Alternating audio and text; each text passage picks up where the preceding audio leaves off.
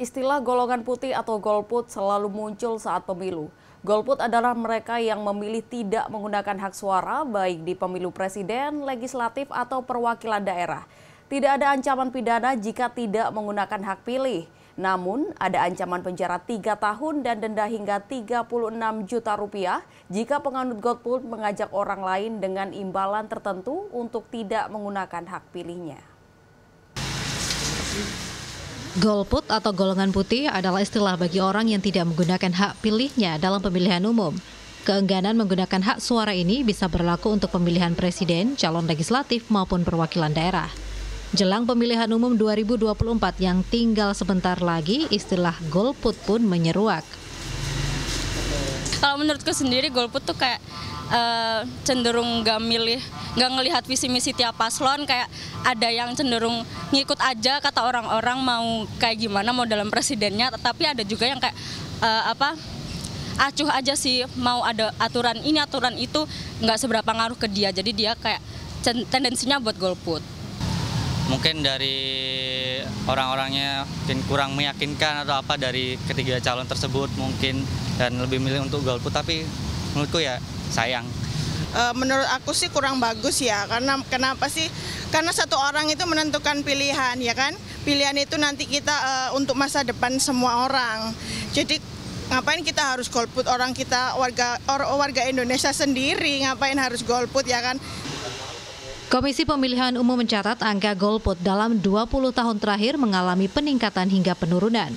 Tahun 2004 persentase golput mencapai 20,24%. Sementara tahun 2009 naik menjadi 25,19%. Baru kemudian tahun 2014 turun menjadi 20,22%. Pada momen pemilu 2019 yang dikenal panas, angka golput mencapai persentase terendahnya 18,3%. Pengajar Ilmu Komunikasi Politik UNESA, Awang Darmawan menyatakan ada beberapa faktor seseorang menjadi golput. Bisa dari faktor orang itu sendiri, faktor politik yang berdampak pada ekonomi sosial budaya pemilih, hingga faktor geografis. Selebihnya pada pemahaman politik khususnya untuk pemilih pemula. Ada juga bahwa sebenarnya faktor yang mempengaruhi adalah bagaimana khususnya para pemilih muda ini juga tidak terlalu intens pada isu-isu yang sifatnya politik berat seperti itu. Seperti pemilihan ini kan sebenarnya semuanya berkejaran pada isu menawarkan program gitu ya, berkejaran pada isu program, pada visi misi, sehingga bagi pemilih muda ini juga tidak terlalu banyak mempengaruhi. Dalam Undang-Undang Pemilu Nomor 7 Tahun 2017, istilah golput atau golongan putih sebenarnya tidak ditemukan. Namun perbuatan untuk mengajak orang lain untuk tidak menggunakan hak pilihnya dengan imbalan tertentu diancam pidana penjara paling lama 3 tahun dan denda paling banyak 36 juta rupiah. Kalau kita mengacu ke Undang-Undang Pemilu Nomor 7 Tahun 2017, di sana di pasal 284 dikatakan bahwa ketika ada legal standing-nya, yakni pelaksana dan tim kampanye menjanjikan atau memberikan imbalan, baik itu uang maupun materi lainnya sebagai imbalan kepada orang lain, dalam hal ini peserta kampanye pemilu secara tidak langsung ataupun secara langsung yang tidak menggunakan hak pilihnya, itu baru mendapatkan pidana.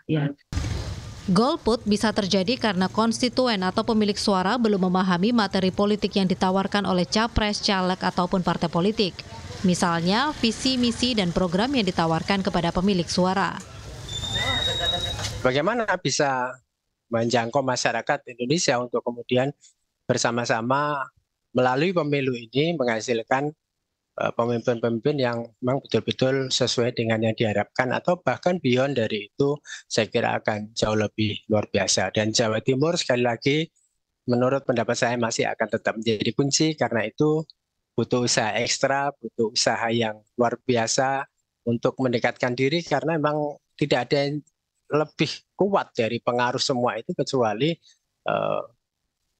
bertepuk pundak dari voters itu, menyapa secara langsung pada voters itu, dan itu bukan pekerjaan yang mudah.